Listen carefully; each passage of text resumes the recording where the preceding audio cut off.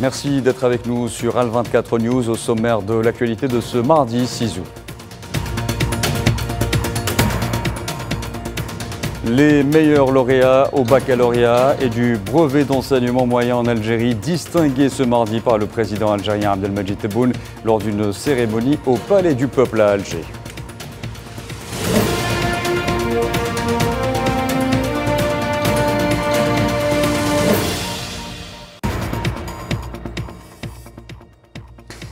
Les crimes commis par l'entité sioniste et l'atteinte à la souveraineté de l'Iran, menu d'une réunion extraordinaire de l'OCI à Jeddah en présence du ministre algérien des Affaires étrangères, Ahmed Attaf.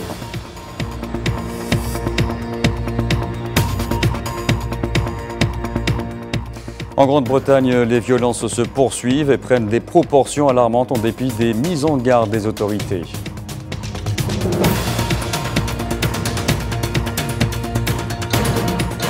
Au Bangladesh et au lendemain de la prise de contrôle du pays par l'armée, le président Mohamed Shahabuddin dissout le Parlement, donnant satisfaction aux étudiants.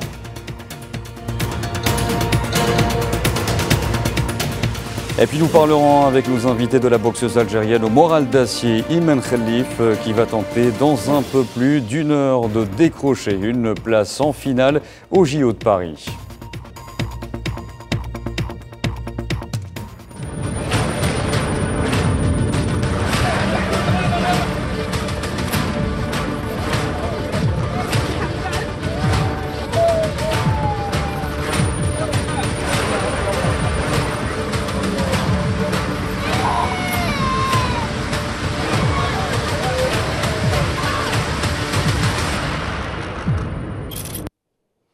Bonsoir à tous et avant de développer ces titres, nous venons d'apprendre à l'instant que le mouvement de résistance palestinien Hamas vient de désigner Yahya Sinwar à la tête du bureau politique du mouvement, donc succédant à Ismail Haniyeh qui, je vous le rappelle, a été assassiné à Téhéran par l'entité sioniste alors qu'il assistait à la cérémonie d'investiture du nouveau président iranien.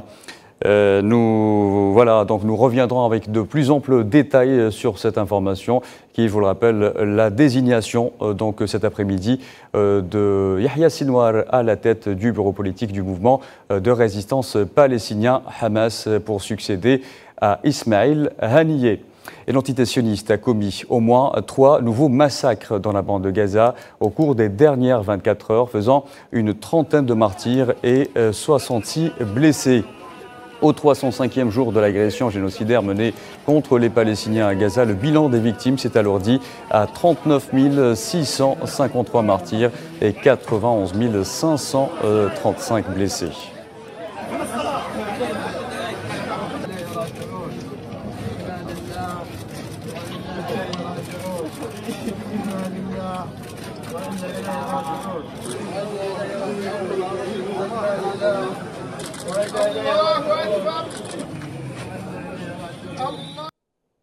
Et parmi ces victimes, certains corps sont enterrés sans nom, leur identification étant rendue parfois impossible de par leur état de décomposition avancé, à l'exemple des 84 martyrs anonymes restitués par l'entité sioniste au complexe médical Nasser de Khan Younes, qu'on distingue désormais par des nombres différents les uns des autres. Karim Bouaziz. Raza se drape de blanc avec les enterrements de masse d'hier. Ce sont environ 80 corps restitués qui ont connu les derniers sacrements dans le cimetière au sud-ouest de Khan Younes. Un transfert de corps, le 3e du genre, organisé par le comité international de la Croix-Rouge. Sauf que les noms de ces victimes posent problème. En effet, l'entité sioniste n'a pas livré les identités et autres informations de l'endroit où ils sont tombés en martyrs. Ce matin, nous avons été informés par le ministère de la Santé, le ministère des Waqf et le Croissant Rouge que des martyrs devaient être remis au ministère de la Santé. Aujourd'hui, nous, en tant qu'équipe de la protection civile, nous allons enterrer ces martyrs. Cependant, le problème majeur est que l'occupation a dissimulé les données et les informations sur ces martyrs, cachant les détails nécessaires sur leur nom, l'endroit où ils ont été récupérés et la zone dans laquelle ils ont été ciblés. Cela est particulièrement troublant, étant donné qu'il y a un grand nombre de personnes disparus parmi notre peuple.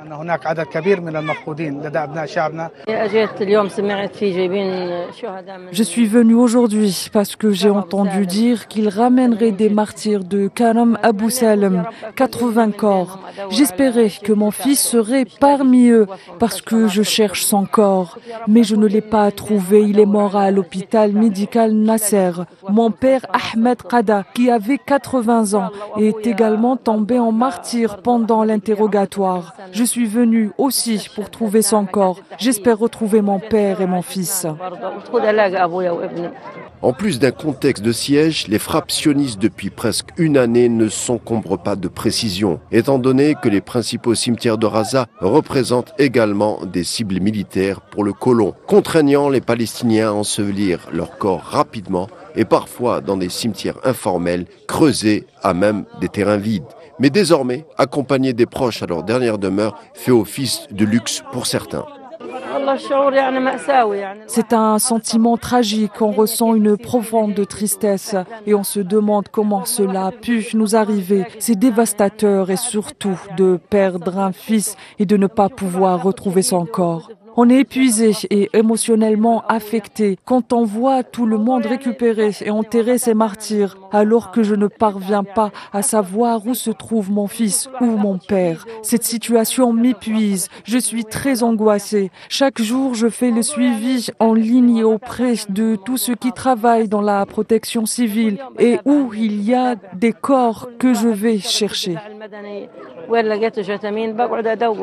Pour déterminer les identités des morts, tâche parfois qui peut prendre du temps pour les médecins palestiniens, en plus d'identifier les défunts, il s'agit surtout de déterminer la cause du décès ainsi que l'endroit où ils seraient tombés en martyrs. En cachant les informations des martyrs, l'entité sioniste table sur une sorte de seconde mort de ces Palestiniens, pour la plupart des civils, en empêchant surtout leurs familles à observer un deuil consacré en principe dans toutes les croyances. La machine de guerre sioniste a engendré également un grand nombre d'amputés, parmi eux des enfants, souvent livrés à eux-mêmes, qui tentent de survivre au handicap.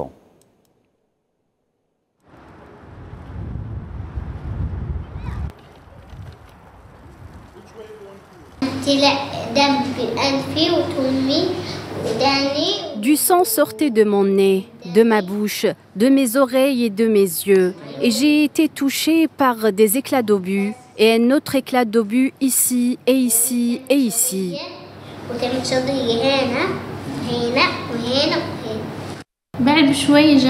Au bout d'un moment, ils ont amené Myriam et l'ont passée à côté des martyrs. Elle n'émettait aucun son et soudain, elle m'a attrapé le doigt et m'a dit « Tati ». Les gens me disaient « Tu dois partir, il y a une roquette qui va exploser et ce n'est pas la peine que tu sois ici, Fatima ». Je leur ai dit que Myriam était toujours en vie, mais ils ont insisté sur le fait que personne n'était en vie et que je devais partir. Voilà, et je vous rappelle l'information dont on a parlé au début de ce journal. C'est donc la désignation de Yahya Sinwar à la tête du bureau politique du mouvement de résistance palestinien Hamas. Ainsi, Yahya Sinwar succède à Ismail Haniyeh, assassiné à Téhéran, la capitale iranienne, par l'entité sioniste.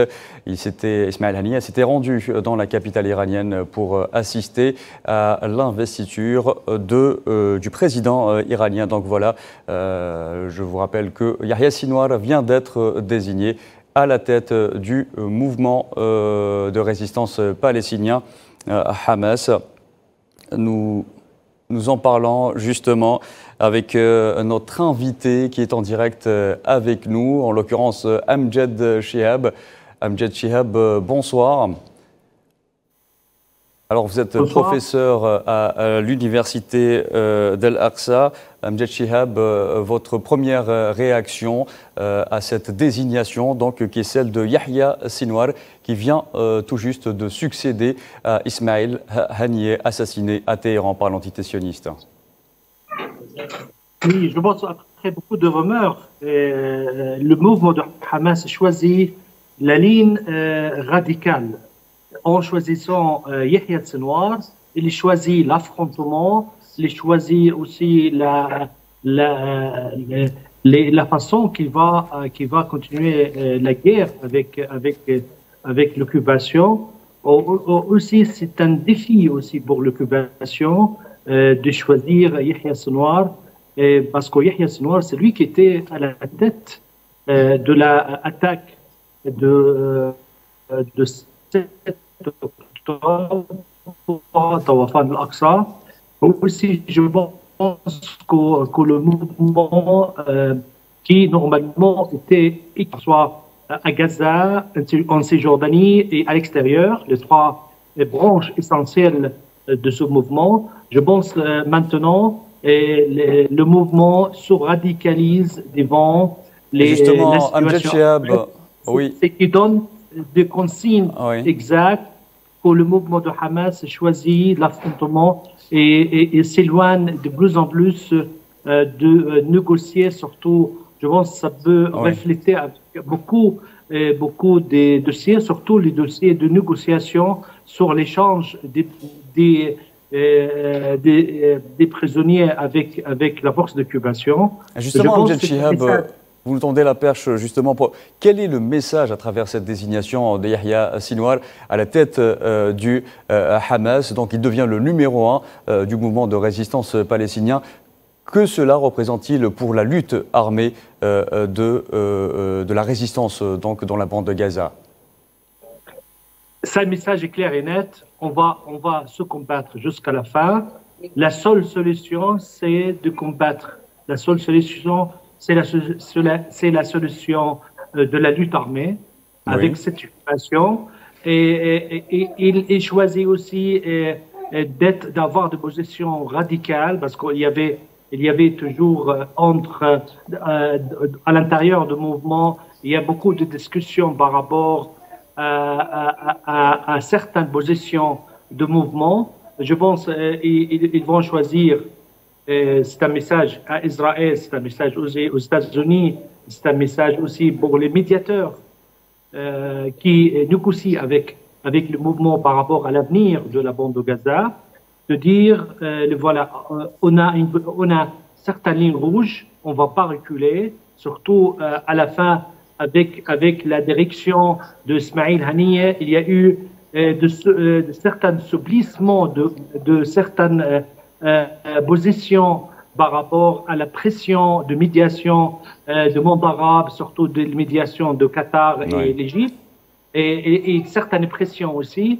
Je pense aujourd'hui, on est dans un message clair et net que le mouvement de Hamas il a une seule direction, c'est de se radicaliser de plus et de la lutte armée jusqu'à la fin. Pour suivre la lutte armée, merci Amjad Chihab. Nous terminerons avec vous sur ceci. Amjad Chihab, qui je vous rappelle est professeur à l'université d'Al-Aqsa, à Al-Quds occupé. Amjad Chihab qui vient de réagir avec nous à chaud sur la désignation, donc tout juste par le mouvement de résistance palestinien Hamas, de Yahya Sinwar à la tête du mouvement palestinien.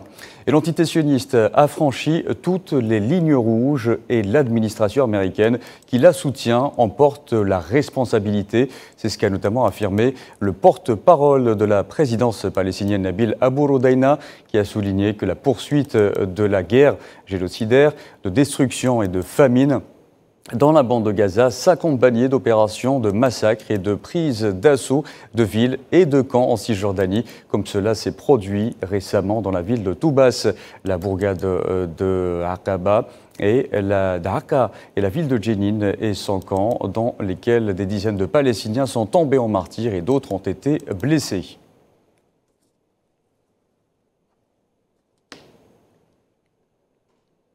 Et le président de l'État de Palestine, Mahmoud Abbas, a appelé ce mardi l'antitissionniste à se retirer de la bande de Gaza et à respecter le droit international. Dans une déclaration à l'agence de presse russe Sputnik, Mahmoud Abbas a aussi dénoncé l'assassinat par l'antitissionniste du chef du bureau politique du mouvement de résistance Hamas, Ismail Haniyeh, à Téhéran.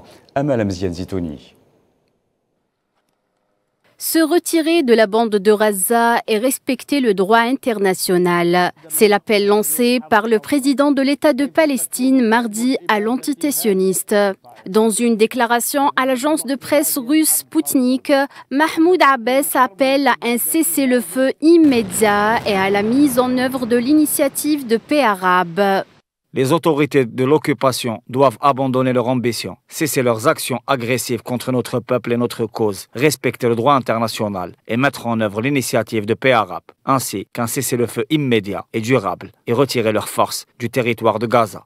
Le président Abbas a également souligné que l'assassinat du chef du bureau politique du mouvement de résistance Hamas, Ismail Haniyeh, vise à poursuivre la guerre en mettant en garde sur les répercussions de cet acte. Il ne fait aucun doute que le but de tuer Haniyeh est de prolonger la guerre et d'en étendre la portée. Cela aura un impact négatif sur les négociations en cours pour mettre fin à l'agression et retirer les forces sionistes de Gaza. Mahmoud Abbas a dénoncé l'assassinat d'Ismail Haniyeh la semaine dernière dans la capitale iranienne Téhéran lors d'un raid sioniste et l'a qualifié d'un acte lâche et d'une évolution dangereuse de la politique des autorités de l'occupation sioniste.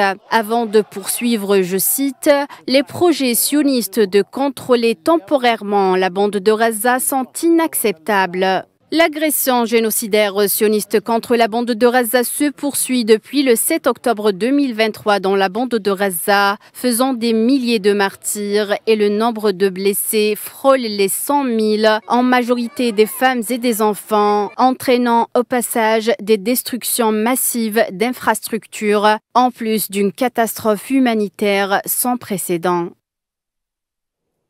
Et l'agression de l'occupant sioniste se manifeste également par une crise financière aiguë touchant de plein fouet l'économie palestinienne. Et c'est dans ce contexte que l'Union européenne et l'Espagne ont annoncé l'octroi de 15,5 millions d'euros pour le paiement d'allocations scolaires sociales par le biais d'un programme national de transfert de fonds qui devrait bénéficier à plus de 27 500 familles vulnérables.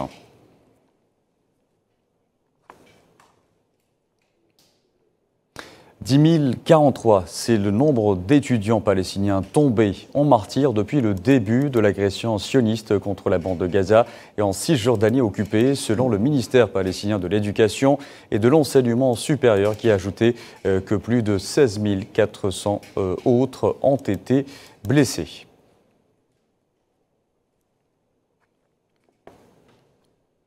Et les Palestiniens de la Cisjordanie occupés subissent eux aussi la barbarie du génocide de l'entité sioniste qui a multiplié les assauts sur les villes palestiniennes depuis le 7 octobre, notamment sur la ville de Aqaba où 3 Palestiniens sont tombés en martyrs.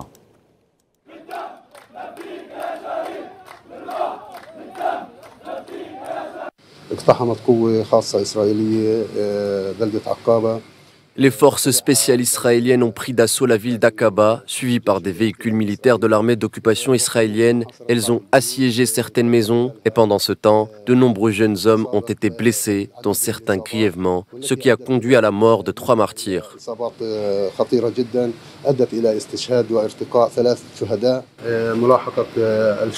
Les martyrs ont été poursuivis jusqu'à la zone de l'hôpital turc et les soldats israéliens les ont tués de sang-froid. Un autre martyr de la ville de Tobas. Ce crime sioniste est un crime systématique perpétré quotidiennement par les Israéliens contre le peuple palestinien sans défense. Et les avions de guerre israéliens ont par ailleurs effectué des raids sur les villes palestiniennes de Jenin et de Toubas en Cisjordanie occupée, des bombardements où 12 Palestiniens sont tombés en martyrs selon le ministère palestinien de la Santé.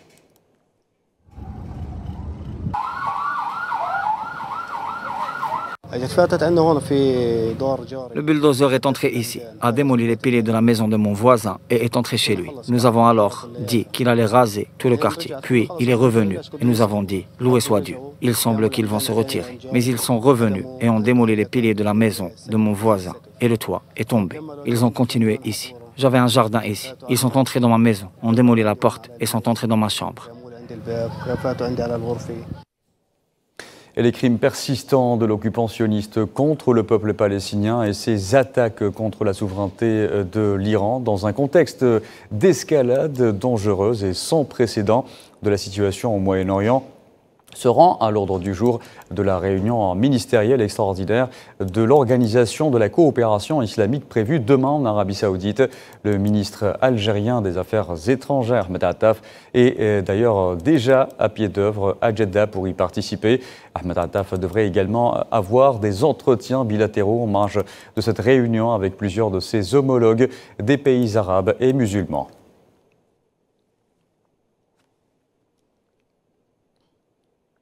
Et l'entité sioniste ne se contente pas de son agression à Gaza et en Cisjordanie occupée. On craint désormais un embrasement de toute la région après l'escalade avec le Liban et l'Iran en bombardant leur capitale. Craignant des ripostes des pays agressés, l'entité sioniste est en alerte maximale. Sous-marins et navires de guerre sont aperçus notamment au large de Haïfa en territoire occupé.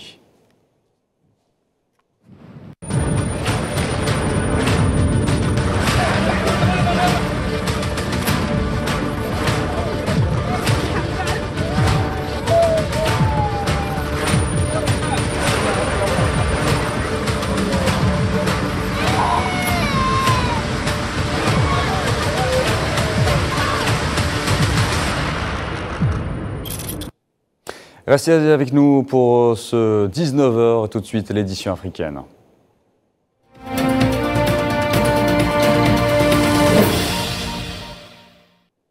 Et dans l'actualité africaine, les meilleurs lauréats du baccalauréat et du brevet d'enseignement moyen en Algérie ont été distingués ce mardi par le président algérien Abdelmadjid Tebboune qui a présidé une cérémonie en leur honneur au Palais du Peuple à Alger, au cours de laquelle il leur a remis notamment des médailles, des cadeaux et des récompenses financières. La cérémonie s'est déroulée en présence de hauts responsables de l'État, de membres du gouvernement ainsi que des familles des lauréats distingués à l'instar de celle de la deuxième meilleure bachelière, Rahab Maria Inès du lycée Colonel Lotfi de la wilaya d'Oran, qui a obtenu une moyenne de 19,54 sur 20, filière sciences expérimentales.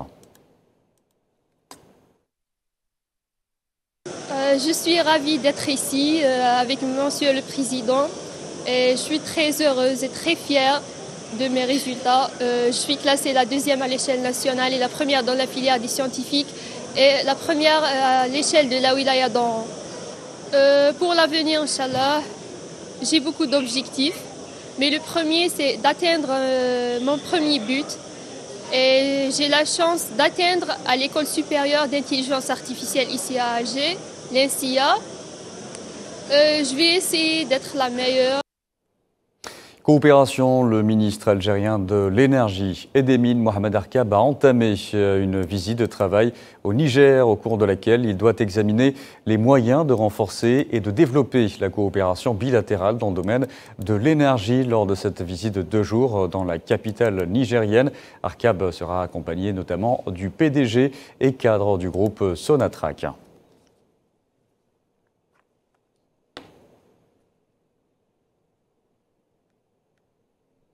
Le représentant permanent de l'Algérie auprès des Nations Unies, l'ambassadeur Ammar Benjama, a souligné ce mardi le besoin urgent d'un accès humanitaire sans entrave au Soudan, réitérant son appel à la communauté internationale pour qu'elle redouble d'efforts afin d'améliorer le financement humanitaire et renforcer la réponse régionale à la situation humanitaire catastrophique qui prévaut dans ce pays. Ammar Benjama s'exprimait devant les membres du Conseil de sécurité de l'ONU sur la situation humanitaire au Soudan, Lyon au nom du groupe A3+.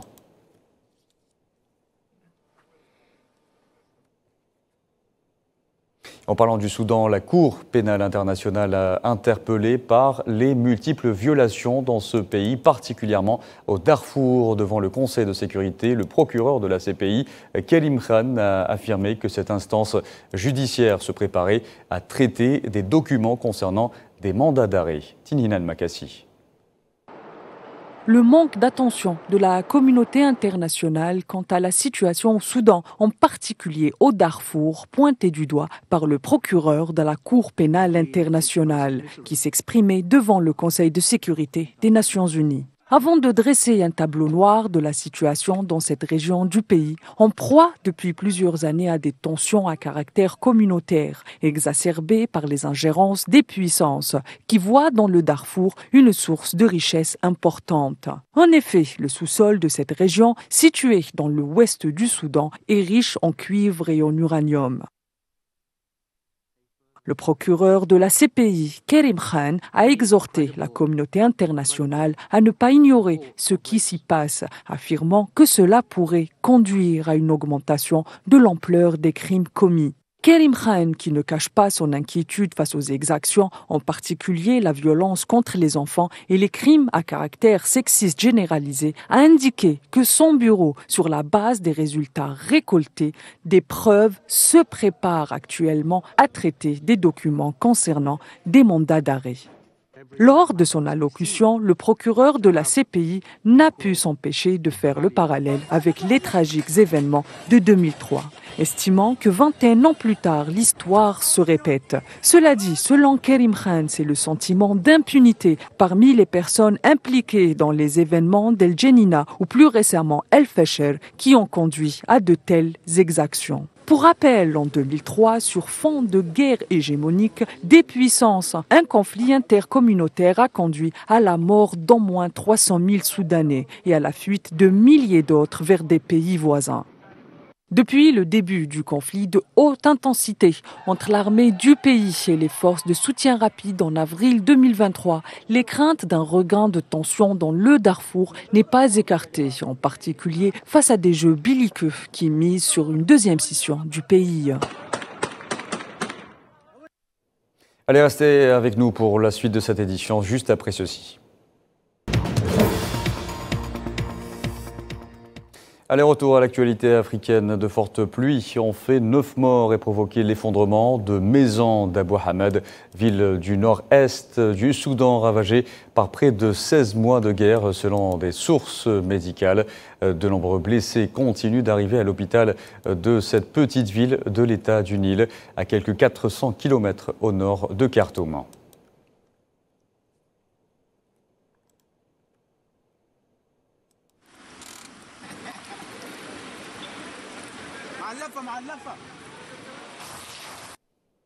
Le secrétaire général de la présidence mauritanienne, Moulay Ould Mohamed Lardef, a annoncé ce mardi la formation d'un nouveau gouvernement qui comprend 29 ministres. La nouvelle équipe se caractérise, selon l'agence mauritanienne d'information, par l'élargissement de certains secteurs, la fusion d'autres et la création de nouveaux départements censés refléter les priorités et la vision du président Mohamed Ould Cheikh El Ghazouani pour son deuxième mandat. Vendredi, le président mauritanien Mohamed Ould Cheikh El Ghazouani avait nommé son ancien chef de cabinet, Mokhtar Ould Adjaï, à la tête du gouvernement.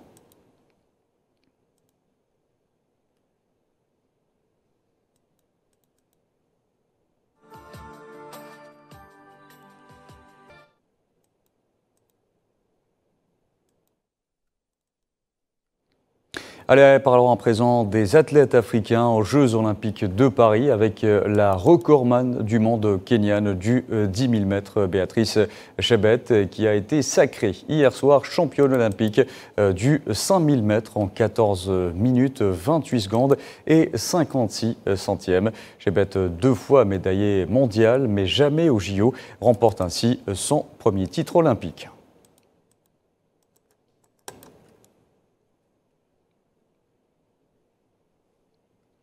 Dans le reste de l'actualité, Elnöd Morgan est devenue ce mardi la première femme à diriger le gouvernement gallois après avoir été élue par le Parlement local de cette nation consultative du Royaume-Uni.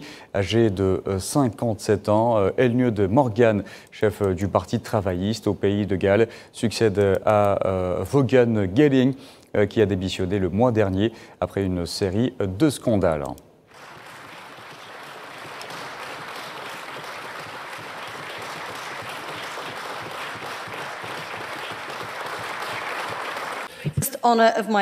C'est le plus grand honneur de ma vie que de me présenter devant vous aujourd'hui en tant que première femme à devenir Premier ministre du pays de Galles.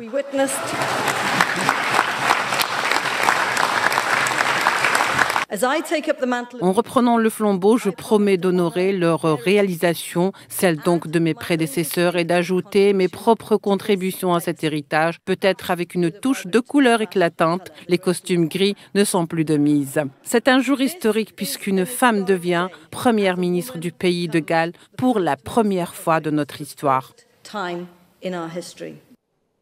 Allez, en Grande-Bretagne, où les violences se poursuivent et prennent des proportions alarmantes en dépit des mises en garde des autorités. Le point de la situation avec Safouane Bensabri. Mettez-les dehors, trop c'est trop, islam hors d'Europe, tels sont les slogans scandés par les manifestants casseurs au Royaume-Uni depuis maintenant une semaine. Le sujet est devenu une question d'État. La communauté musulmane britannique issue de l'immigration est désormais ouvertement visée par l'extrême droite anglaise et ses groupuscules connus pour leur violence. Les mosquées sont désormais sous surveillance renforcée de la part des forces de l'ordre dans un contexte explosif, alors que chaque nuit des émeutes secouent le pays depuis maintenant une semaine. Plusieurs lieux de culte musulmans ont été la cible d'attaques, des violences qui ont donné lieu à 378 arrestations, un nombre qui ne cesse de croître au fil des jours. La communauté musulmane britannique a fait part d'un sentiment d'insécurité alors que le pays connaît une situation inédite. La police tient malgré tout à rassurer en promettant de combattre la violence et la haine qui s'expriment dans le pays. Je voudrais rassurer la communauté en lui disant que nous disposons actuellement de toutes les ressources nécessaires avec une forte présence policière. La violence ne sera pas tolérée, la haine ne sera pas tolérée et nous continuons à travailler avec nos partenaires pour assurer la sécurité des habitants. Le Royaume-Uni n'avait pas connu d'émeute d'une telle violence depuis 2011. Un métis avait alors été abattu par la police. Allez, en Espagne, à présent, le président du Parlement catalan, Josep Rull, a proposé que les députés régionaux décident jeudi prochain si le candidat socialiste Salvador Illa doit être président du gouvernement catalan. Un vote d'investiture clé auquel l'indépendantiste en exil Carles Puigdemont a promis d'assister au risque d'être arrêté en Espagne. A les 10 del matí. Je propose à l'Assemblée la candidature de Salvador Illa Roca à la présidence de la Generalitat. Je convoquerai la députation permanente demain, mercredi 7 août, à 10h. Je proposerai à la députation permanente de convoquer la séance plénière d'investiture le jeudi 8 août, à 10h. Allez, au Bangladesh et au lendemain de la prise de contrôle du pays par l'armée, le président Mohamed Shabahuddin a dissous le Parlement ce mardi, donnant ainsi satisfaction aux étudiants dont le mouvement de contestation a chassé du pouvoir la première ministre Sheikh Hasina. Les manifestations ont fait au moins 413 morts depuis le début juillet à travers le pays. Souhila Kilal.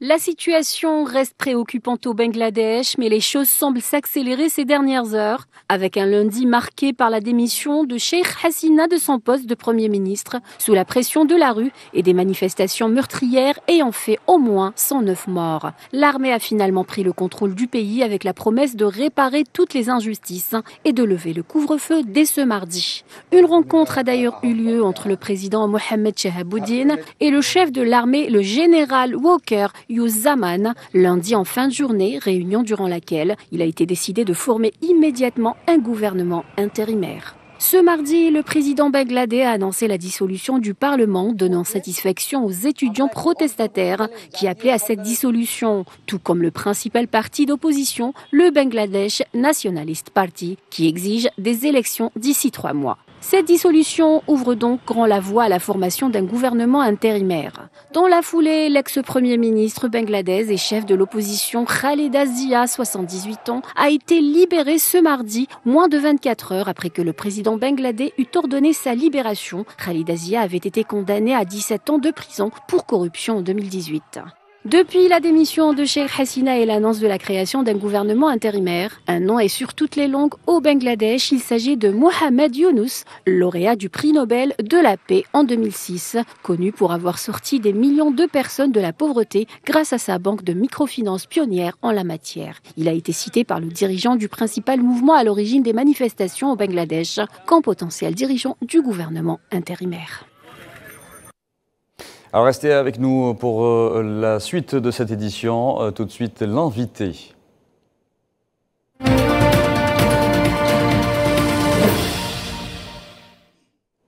Allez, place à présent à l'invité du 19h grand format. Nous allons parler ce soir de la communauté algérienne établie à l'étranger, qui est une partie intégrante de la patrie. Le président algérien a réitéré à maintes reprises son engagement et celui de l'État en faveur de la diaspora. Nous en parlons ce soir avec Antar Boudiaf. Bonsoir. Bonsoir et merci pour votre invitation. Merci de l'avoir accepté. Alors, vous êtes président, pour vous présenter à nos téléspectateurs, président de l'association Awassir. Tout d'abord, pouvez-vous nous parler de la naissance et des objectifs de votre association? Alors, cette association, elle a une genèse, donc une histoire évidemment. Alors l'histoire, elle débute il y a 2 ans et demi. Pourquoi elle a débuté il y a 2 ans et demi? Parce que c'était une volonté du recteur de la Grande Mosquée de Paris, M. Shamseddin Hafiz. Très bien. Donc la mosquée est un lieu de culte, de spiritualité, mais au-delà de ça, c'est un lieu de carrefour de rencontre qui permet donc aux gens de notre communauté de se retrouver, d'échanger. Pour lui, il était important que la communauté, donc la partie société civile, puisse venir à la Mosquée de Paris pour évidemment pouvoir échanger, discuter et éventuellement, au-delà des discussions, mettre en place des projets. Alors il faut rappeler quand même que c'est une volonté aussi à l'initiative du président M. Abdelmajid Tebboune qui nous a tendu la main à cette communauté algérienne de l'étranger. Oui. Et il faut bien le rappeler, comme vous l'avez si bien dit, qui est une partie intégrante de la communauté nationale. Et pour nous, il était important de fédérer, de mobiliser notre communauté. Et justement, quelles ont été les principales activités que votre association a organisées ou organise toujours? Alors, avant de parler, si vous me permettez, juste des activités, oui, il faut que je précise que cette association, qui est un réseau de corporations, qui regroupe 14 corporations, alors ce que j'appelle des corporations, oui. Vous allez avoir des catégories socio-professionnelles, vous allez avoir des entrepreneurs, parce que c'est la catégorie la plus importante, parce que les Algériens à l'étranger entreprennent beaucoup, il faut le savoir.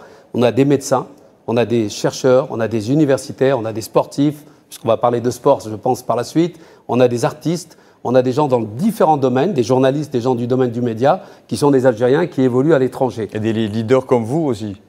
Oui, comme moi, si je puis me permettre, mais je suis surtout à mon humble niveau, plutôt quelqu'un qui est là pour faciliter les choses, oui. Pour permettre justement la fédération, fédérer, mobiliser et surtout entreprendre avec les gens de notre communauté. Alors, vous m'avez parlé des actions. Oui. Alors, depuis 2 ans et demi, donc, nous avons sillonné toute la France avec la Grande Mosquée de Paris. Très bien. Au départ, Awassir n'existait pas. Donc moi, j'étais, pour préciser ma fonction, en delà d'être président aujourd'hui d'Awassir, oui. J'étais le coordinateur de la société civile pour la Grande Mosquée de Paris. Mosquée qui regroupe 400 mosquées à travers le territoire national et aujourd'hui qui est ouverte sur l'Europe. Donc nous, Awassir, nous avons commencé à rencontrer des gens, ce que nous avons appelé les hautes potentialités algériennes. Nous en avons rencontré des milliers, parce que les Algériens, c'est des gens qui ont besoin, qui se sentent isolés, qui ont besoin de se rapprocher les uns des autres. Ils sont d'ailleurs des millions en France. Et des millions, ouais. Merci de préciser, vous avez raison, ouais. Puisque à peu près 80% de la communauté algérienne à l'étranger réside en France. Et puis 20% sont répartis à travers le monde. Ouais. Voilà, c'est important. Donc les activités, c'est d'abord des rencontres, parce que ça commence par des choses très simples. Il faut déjà permettre aux gens de se retrouver, de pouvoir échanger, de pouvoir discuter, et puis de trouver des intérêts communs. Alors c'est ce qui a fait que comme les gens avaient des intérêts communs, on s'est dit, l'idée c'est de les mettre par corporation. Parce que par corporation, ils se retrouvent, ils se reconnaissent, ils s'identifient les uns aux autres et ça permet de mettre en place des projets. Alors, on a revu des milliers de personnes. Les projets, alors je vous donne un exemple parce que ce qui est important aussi, c'est d'être pratique et aussi d'être dans le concret. Par exemple, nous avons dans les membres du bureau un médecin, docteur, pour le nommer Belkhodja Omar, oui. Qui dirige le plus grand service de médecine urgentiste en France, qui est membre du bureau. Alors, il a un projet pour l'Algérie en termes de médecine urgentiste. Pour lui, alors il faut savoir que On a des brillants médecins en Algérie, parce que souvent on se dit, tiens, on va voir de l'autre côté. Non, les brillants médecins existent en Algérie, puisque lui-même a fait toute sa médecine en Algérie, il a fait sa spécialité à l'étranger, en France notamment, et puis il a commencé à travailler, et puis à évoluer, donc puisqu'il a gravi les échelons. Aujourd'hui, il dirige un service de 800 médecins. Et donc, lui, son projet, c'est l'accueil des malades, des patients, des blessés dans les services d'urgence. Donc ça, c'est un des projets. Pourquoi je parle de ce projet? Parce que c'est un projet noble. La santé, c'est quelque chose d'important. Bien entendu. Voilà, c'est pour ça que je vous en parle. Après, nous avons des projets qui ont été construits avec des gens de talent et des gens ayant des compétences. Et ça, il faut le dire, c'est très important. Des gens de notre communauté qui ont besoin. Vous savez, on a des gens qui sont brillantissimes à travers le monde entier. Les Algériens, le problème, c'est que les Algériens rayonnent dans le monde, mais individuellement. Parce que leur réussite, elle est plus individuelle. Et collectivement, nous n'avons pas la prétention d'être seuls, mais Awassil est une des voies possibles pour permettre à ces Algériens de s'exprimer au sein d'un groupe, au sein d'un collectif, qui est ce fameux réseau Awassil. Donner de l'écho, on va dire, au talent algérien. Pardon ? Donner de l'écho, on va dire. Oui, de l'écho, c'est important, parce que notre voix n'est pas toujours audible. Alors, je vais me permettre de vous dire aussi autre chose. Vous savez, quand on arrive à se regrouper, à se réunir, on est une force. Oui. Il faut le dire. On est une force. Dans le domaine, par exemple, en tant que citoyen, pour les binationaux, il y a la possibilité de voter. Alors, si vous arrivez à regrouper les gens, à en faire une force, alors à ce moment-là, vous allez pouvoir peser sur sur l'échiquier politique français, puisque je parle pour l'instant, moi, étant donné que je réside en France, mais ça peut se retrouver dans un certain nombre de pays à travers le monde. Donc ça, c'est très important pour nous. C'est très important de regrouper et de dire que nous sommes une force et nous sommes aussi des citoyens pour les binationaux français. Ça aussi parce que nous vivons en France, mais nous sommes aussi des citoyens algériens à part entière. Ça aussi, on ne l'oublie pas. Et notre pays, l'Algérie, est dans notre cœur à tous. Pour ma part, pourquoi il y a ce passé historique? J'ai un grand-père qui était shahid, Allah yarhamou. Mon père est moudjahid. Donc moi, j'ai une histoire avec l'Algérie. Et chacun des Algériens à travers le monde a une histoire qui peut être la même que la mienne, mais différente. Mais ce pays, nous l'aimons, nous l'adorons. Ça, c'est important de le rappeler. Actualité oblige Anter Boudiaf, la médaille d'or historique remportée par la gymnaste algérienne Kélia Nemour représente justement l'importance de la diaspora comme atout favorisant l'essor du pays sur la scène internationale et dans les grands événements et les Jeux olympiques. Le sport et la culture sont-ils des facteurs déterminants selon vous pour impliquer la diaspora dans le renforcement de l'aura internationale de l'Algérie? La question ne se pose pas, mais on peut donner la réponse, évidemment que c'est oui. Vous savez, le sport, c'est universel. C'est quelque chose qui transcende tout, c'est-à-dire au-delà des clivages. Donc c'est quelque chose que chacun de nous porte en soi. Le sport, c'est quelque chose qui réunit les humains, l'humanité. Et cette jeune sportive de 17 ans représente aussi cette jeunesse, cet avenir. Parce qu'à 17 ans, excusez-moi, c'est exceptionnel ce qu'elle a fait. Bon, on ne va pas refaire l'histoire, mais on sait très bien qu'elle n'a pas été acceptée par la Fédération française de gymnastique. Et qu'elle s'est. Voilà. Une polémique oui. Tout à fait, une polémique. Elle s'est retournée vers l'Algérie, vers son pays d'origine. Et elle est fière de porter les couleurs d'Algérie. On l'a vu, oui. Et vous pouvez le dire, oui. Elle est fière. Et nous sommes tous fiers parce que nous sommes derrière cette jeune Kélia qui a fait quelque chose d'exceptionnel. Mais c'est pour dire que tout est possible. Parce que là, c'est un exemple. Moi, je dirais que c'est un modèle pour les autres Algériens et Algériennes, évidemment. C'est important d'avoir, vous savez, de ce genre d'exemplarité qui nous permet de dire que finalement, on est capable de transcender tout. Donc, capable de faire des choses extraordinaires. Parce que ce qu'elle a fait, c'est extraordinaire. Voilà, je le dis. Hein. Et dans le domaine de la culture, excusez-moi, parce que j'ai parlé du sport, mais vous m'avez posé la question sur la culture. Mais vous savez bien, je vais vous citer des artistes, DJ Snake, on a Soul King, je peux vous en citer des dizaines. C'est à l'échelle mondiale, c'est même pas à l'échelle nationale française, c'est des gens qui rayonnent à travers le monde et ils renient pas leurs origines, ils sont algériens et ça c'est une fierté pour nous tous et il faut démultiplier, il faut soutenir les initiatives des jeunes, notamment des jeunes dans le domaine du sport et dans le domaine de la culture, c'est très important. Et il y a aussi une forte mobilisation, nous l'avons constaté, pour soutenir la championne algérienne Imen Khalif qui combat ce soir, on le rappelle, en demi-finale de boxe. Pouvez-vous nous dire un mot sur le soutien apporté par la communauté nationale à l'étranger à notre boxeuse Anter Boudiaf? Bien sûr. Je vais vous dire pourquoi. Parce qu'il se trouve que Awassil est impliqué. Pourquoi? Parce qu'on a mobilisé à Paris, je vais vous le dire, des clubs, des groupes de personnes qui vont assister déjà au quart de finale, parce que la polémique qui a été lancée autour de cette athlète de haut niveau, de cette championne, a démarré. Donc en quart de finale, nous avons mobilisé, je peux vous dire franchement, au moins une centaine à notre niveau d'Algériens qui ont pu se rendre et qui ont pu assister. On leur a remis des banderoles, des drapeaux. Et si vous voulez, on a créé une cohésion dans un groupe, parce que c'est important. Les Algériens, quand ils se retrouvent, vous savez, il y a un esprit de fête, il y a un esprit de partage. Et aujourd'hui, à la demi-finale, pareil, on a renouvelé l'opération, je vous le dis. Alors, sachez-le, je suis venu à Alger avec un certain nombre de personnes, et une des personnes pilote à distance, pour vous dire, le groupe de supporters, de fans de Iman Khalif. Il faut gérer ça, quoi. Il faut gérer, mais c'est un devoir pour nous. C'est un devoir et c'est une fierté, je le dis parce que le mot, il faut le dire, c'est une fierté d'avoir des athlètes de haut niveau et on est derrière cette championne. Tous les champions, tous les athlètes algériens ont rayonné, chacun à leur manière, mais leur parcours est exceptionnel à chacun. C'est important. Anter Boudiaf, restez avec nous. Nous allons évoquer ces thèmes avec Lamine Kezim, qui est en direct avec nous depuis Paris. Lamine Kezim, qui est consultant sportif et homme de médias. Bonsoir, Nazim Kezim. Bonsoir, merci pour l'invitation. Salutations au peuple algérien, à tous vos invités. Toujours ravi de répondre au devoir national quand il s'agit de répondre aux médias algériens. Merci beaucoup, Lamine Kezim. Je viens d'évoquer à l'instant avec notre invité Anter Boudiaf les polémiques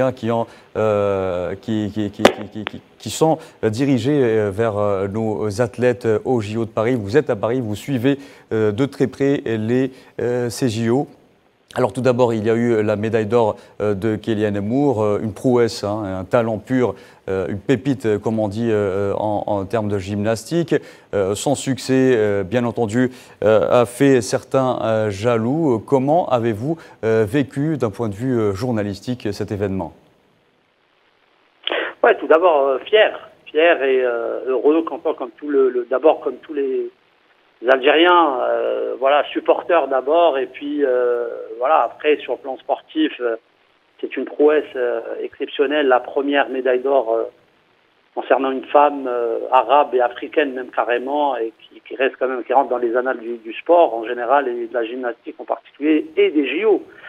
Du coup, fierté, beaucoup on est content à chaque fois. De toute façon, on attendait une ou deux médailles d'or pour Kélia. Il n'y en a eu qu'une seule. Bon, c'est normal, vu le parcours, vu d'où elle vient, et toute la pression qu'il y avait autour d'elle. Franchement, pour moi, c'est une double consécration pour une future grande championne et peut-être une légende de la gymnastique. Donc voilà, après, concernant sur le plan médiatique, donc tout le monde a joué le jeu. Effectivement, elle a quand même réussi à faire l'unanimité autour d'elle. De toute façon, voilà, après, il y a toujours, bien sûr, cette histoire conflictuelle avec la France et la fédération, notamment la fédération française, toutes ces histoires et le cheminement de la jeune et comment ça s'est passé. Donc, l'entraîneur, j'ai bien aimé le discours de l'entraîneur de Kélia qui a dit que cette médaille est quand même une construction algérienne. Alors moi, au départ, je voulais savoir plus et finalement, réflexion faite, effectivement, le ministre, entre autres, et la fédération algérienne de gymnastique a bien joué, a réussi à préparer cette jeune, ce qui peut être une locomotive pour le sport algérien et à réfléchir pour les autres champions dans les autres disciplines. Lamine Kezim, Iman Khalif est un talent pur. Pourquoi tant d'acharnement? Elle a été touchée dans son amour propre, on l'a vu, par les réseaux sociaux, par le monde sportif, journalistique et même des dirigeants de par le monde. Pourquoi tant d'acharnement envers une sportive qui n'est qu'excellente dans son domaine? Alors, puisqu'on est entre nous, entre Algériens, je vais vous dire que ce n'est pas Iman Khalif en tant qu'athlète ou que personne qui a été touché, mais c'est l'Algérie. Et ce que représente Iman Khalif et ce que représente un peu l'Algérie en ce moment, en tout cas dans un contexte géopolitique qui est assez complexe. Je vais vous dire un truc, c'est dans aussi l'air du temps. En France, actuellement, il y a un parti politique qui a construit sa politique autour de l'anti-algérianisme, Et du coup, c'est un truc qui n'est pas... Nous, en France, on le sait, les gens qui sont assez initiés ou les gens qui sont dans les rouages de la société française ou dans la politique française, en tout cas, le savent très bien. On sait très bien qui sont derrière, on sait très bien le jeu qui est l'enjeu qui est derrière. On va le voir tout de suite en image, l'ami Kezim. Oui, tout à fait. L'ami Kezim. Oui, dites-moi. Malheureusement, cette édition touche à sa fin. Merci beaucoup d'avoir répondu à nos questions. Merci pour votre sollicitation. Au revoir. Merci. C'est moi qui vous remercie. Alors, je rappelle que vous êtes consultant sportif et homme de médias. Je remercie également Antar Boudiaf, président de l'association Awassir. Merci beaucoup d'avoir accepté notre invitation. Merci. Alors, on n'a pas évoqué tous les sujets. J'espère que vous me réinviterez pour parler des colonies de vacances, pour parler des cures thermales pour nos aînés, pour parler aussi également de la mobilisation que nous avons faite pour l'inscription sur les listes électorales des Algériens de l'étranger, puisque nous avons fait un certain nombre de choses. Voilà, mais ça c'est un autre sujet, mais j'aimerais évidemment, j'espère que nous aurons l'occasion d'en reparler. Nous l'évoquerons avec plaisir, monsieur. Merci à vous, merci pour votre invitation. Merci beaucoup, et nous rappelons à nos téléspectateurs que la boxeuse algérienne Imen Khalif combattra dans quelques minutes, une poignée de dizaines de minutes, dans la catégorie des 66 kg. Face à une Thaïlandaise au JO de Paris pour tenter de décrocher une place en finale. Elle a été sujette à de nombreuses polémiques, mais les Algériens, on va le voir en images, sont tous derrière elle. Et d'ailleurs, on se quitte avec ces quelques messages de soutien. Très bonne soirée. Alors Imen Khalif, on lui donne à nous tout notre soutien. Franchement, on était un peu choqués de voir les polémiques qu'il y avait autour d'elle, etc. Elle a beaucoup de talent, c'est une femme. Qu'on le veuille ou non, c'est une femme malgré tout. On a pu le voir à travers les interviews avec son papa par exemple, etc. Donc nous, en tout cas ici en Algérie, en vacances, on souhaite tout notre soutien à Imen Khalif. Inch'Allah, ya Rabbi tarbah. Je souhaite tout le succès. Inch'Allah, elle va remporter la médaille d'or. Je la comprends, elle a eu trop d'harcèlement. Parce que franchement, elle est courageuse parce qu'elle a été humiliée et ça ne se fait pas. Pour des Jeux Olympiques, pour des sportifs réagir de la sorte, vraiment, Anaya, je l'encourage. Inch'Allah, du bien à la médaille d'or de Farhoubik. On en sera très heureux et très heureuse de voir l'hymne national Tana al-Alam. On est tout avec toi et on te souhaite tout le courage.